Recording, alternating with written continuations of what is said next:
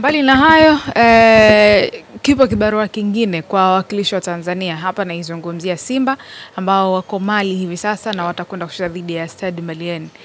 Pia mechi hii tuitazame kwa namna gani? Simba ambayo imetoka kupoteza kwenye uwanja wake wa nyumbani. Tough match kwa Simba kwa sababu Stade Malien ni timu ngumu sana. Simba kwenye ligi ya mabingwa hawajaanza vizuri. Sina hakika kuhusu confidence ya wachezaji kama itakuwepo. You never know, anything can happen. Yale mazingira ya mpira kwamba unadunda lolote linaweza likatokea yana apply, lakini confidence yangu kwa ushindi kwenye mechi ya Simba ni ndogo sana. Na sababu zangu kubwa ni mbili. Unajua timu kutengeneza nafasi ni jambo moja, kuzitumia nafasi ni jambo lingine. Unapokwenda kucheza ugenini, mazingira ya utengenezaji wa nafasi yanakuwa ni magumu kuliko ukiwa nyumbani. Na Stade Malien ni timu ambayo wana rekodi ya unbeaten ya muda mrefu. Nadhani toka Aprili, toka mwezi Februari hawajapoteza mechi yoyote ya kiushindani. Kwa hiyo sina hakika sana kiukweli na utayari wa Simba kupata point 3. Wanaweza wakapata moja, wanaweza wakani surprise wakashinda, lakini my confidence kwao iko chini sana, na sio kitu cha ajabu kwa sababu ni mimi huyu ambaye nilisema toka mwanzoni kwamba Simba wasimpe kocha wao mandate kwamba lazima aifikishe timu robo finali, kwa sababu sio jambo rahisi kwa mazingira ya kundi waliloko, sio jambo rahisi kwa aina ya wachezaji walionao, na wachezaji wazuri, make no mistake, lakini mwanzo wa msimu wa Simba ulikumbwa na crisis ya kuondokewa na kocha. Kwa hiyo kocha mpya alikuja bado hajaiandaa timu kuwa tayari kupata matokeo ugenini dhidi ya Stade Malien. It can happen, na mimi kama mtu ambaye I actually support Simba nitafurahi, lakini my confidence sio kubwa sana kuelekea kwenye huo mchezo. Tuseme kwamba kwa picha ya nje ya kifootball, kundi ambalo yuko mtani wa Simba kwa maana ya Yanga ni kundi la kifo, lakini kiuhalisia kundi ambalo wanacheza Simba linaweza kuwa kundi gumu zaidi kwa upande wake. Makundi yote ni magumu. Makundi yote ni magumu. Hata kundi la Simba ni gumu, kundi la Yanga ni gumu pia. Confidence yao haipaswi kuwa kubwa sana just because tu walishinda mechi moja ya nyumbani. Bado kundi lao linabaki kuwa gumu, na bado mimi sina imani kama Yanga wanaweza kufika hatua ya robo finali. Wanaweza kufika wakani surprise, tutawapongeza na tutashukuru kwa sababu Tanzania itapata mwakilishi huko, but I don't think it can happen hata kama walishinda mechi yao ya nyumbani dhidi ya Rabat. Yeah. Sawa, kuelekea sasa mkutano mkuu wa klabu ya Simba, yako mengi ambayo yanaendelea kuzuka mpaka hivi sasa. Kabla tujaenda kuyagusia hayo, unatamani kipi haswa kibebe zile agenda za mkutano, kipi ambacho kiende kufanywa kazi? Mimi ambacho natamani sana wanachama wa Simba, yale ambayo huwa wanayazungumza nje huku, sasa waende wakayazungumze kwenye mkutano mkuu, kwa sababu I believe wakati mwingine wanachama wa hizi timu zetu ni tatizo sana, kwa sababu wao ndio wana sauti, na mara nyingi unategemea kwenye mkutano mkuu watajitokeza na kuzungumza vitu positive, lakini mkutano ukifika either kwa sababu ya uoga ama kwa sababu ya baadhi ya vitu ambavyo huwa vinafanywa ndani ya hiyo mikutano, mara nyingi huwa hatusikii wakizungumza ama wakishinikiza klabu kufanya vitu ambavyo ni sahihi. Of course kuna maagizo ambayo yameagizwa, kwa sababu unafahamu kwamba klabu ambayo ina wanachama kama Simba na Yanga moja kwa moja inaingia katika kategori ya taasisi ambazo lazima zipangiwe utaratibu wa operations na serikali. Kwa hiyo mamlaka kwa kupitia nadhani BMT wameagiza valuation mpya ifanyike. Nadhani wameagiza pia kitu ambacho viongozi wa Simba wamekuwa nakikwepa kwa muda mrefu, kuajiri mkurugenzi wa wanachama. Kwa hivyo natamani mimi hivyo vitu vifanyike pia, na zile query zote ambazo zimekuwa zinajitokeza ziende pale zikajadiliwe. Kwa kile ambacho wanachama huwa wanalalamika kwamba kuna kamati sijui anaona viongozi wale they should propose na kiongozi gani mpya ama ni mtu gani ambaye wanatamani kumuona anaingia ili asaidiane na viongozi walioko. Kwa hiyo mimi ambayo natamani sana kuyaona ni hayo. Nikushukuru sana, lakini kabla hujamaliza nikurudishe nyuma kidogo Kuna mashabiki wamekuwa wakimtupia sana mawe Elie Mpanzu kwamba ameshuka sana kiwango, wengine wakienda mbali wakisema kama alishachukua mkataba Yanga na aende. Unaonaje kiwango cha Elie Mpanzu? Mimi sikubaliani nao, na ni bahati mbaya tu kwamba mashabiki walio wengi hawajui mpira, hawajui mpira nje tu ya kuangalia vitu kwa juu juu. Mpanzu anakosa goli hapa, Mpanzu anafanya hivi.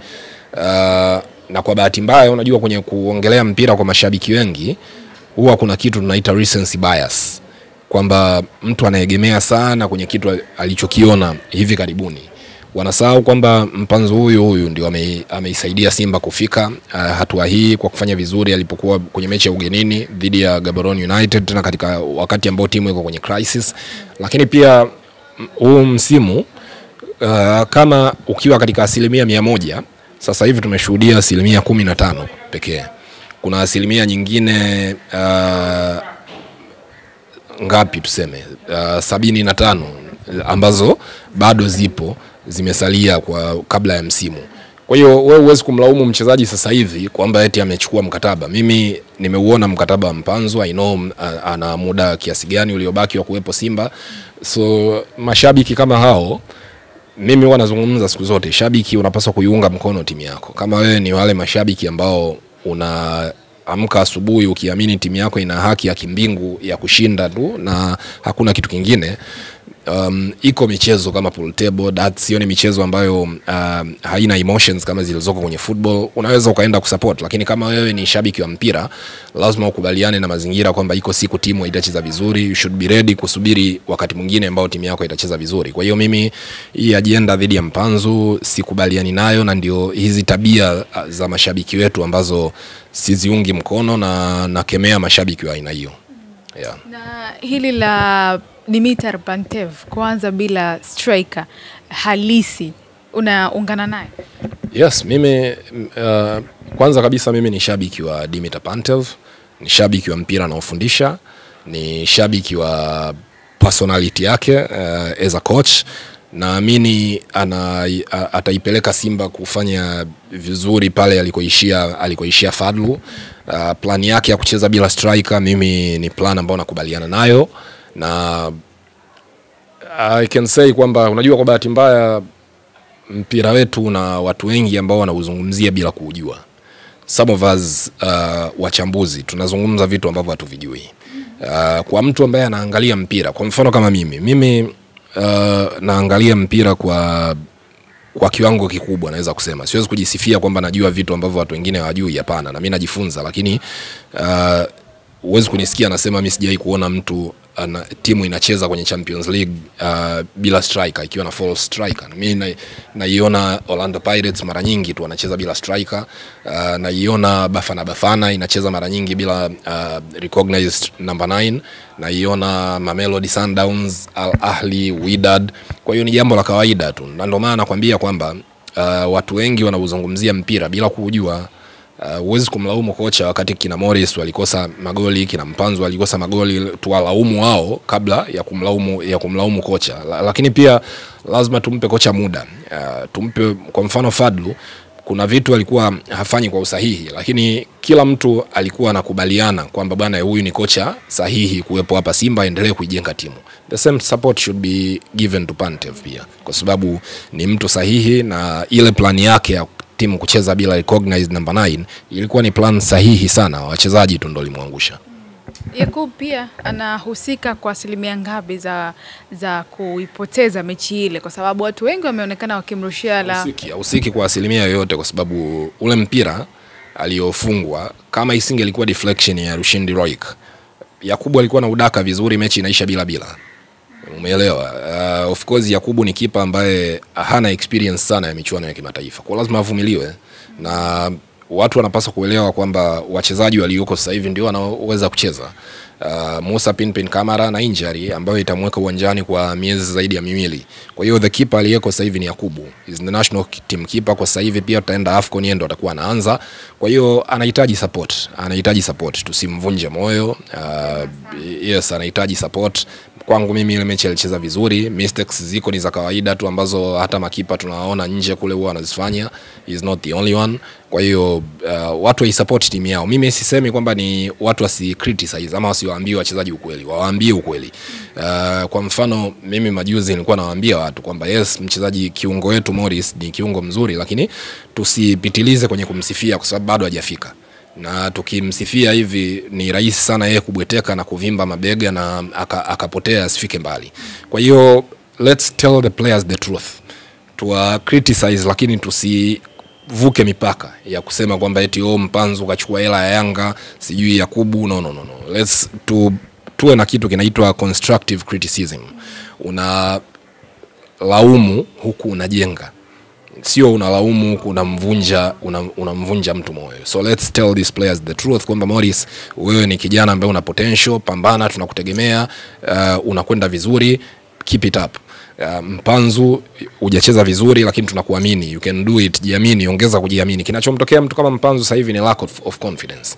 Kwa hiyo mchezaji anapokuwa anapitia kipindi ambacho confidence yake imeshuka, anahitaji support. Mkumbusheni kwamba yeye ni bora kiasi gani, mkumbusheni kwamba anapaswa kuingia uwanjani na support yenu. Sisemi kwamba eti msimwambie ukweli, ni muhimu kumkumbusha kwamba bwana Mpanzu, hii mechi ya 3 bwana unacheza unakosa magoli. Hebu komaa, sisi tuko nyuma yako, unalipwa hela nyingi hapa kwa sababu ya nguvu zetu sisi kama mashabiki. Hebu jaribu kidogo kufanya kitu, lakini sio ile ya kutoka nje ya mipaka yako. Wewe Mpanzu unakuita mara 3 sijui umechukua hela. Sio sawa. Mashabiki wa zamani wa Simba hawakuwa hivi. Kwa hiyo sidhani kama tunapaswa kurithi tabia ambazo zilikuwa ni za mashabiki wa timu nyingine ambazo timu yao ikifungwa hata hawaendi uwanjani. Huo sio utamaduni wa watu wa Simba. Asante sana. Shukrani.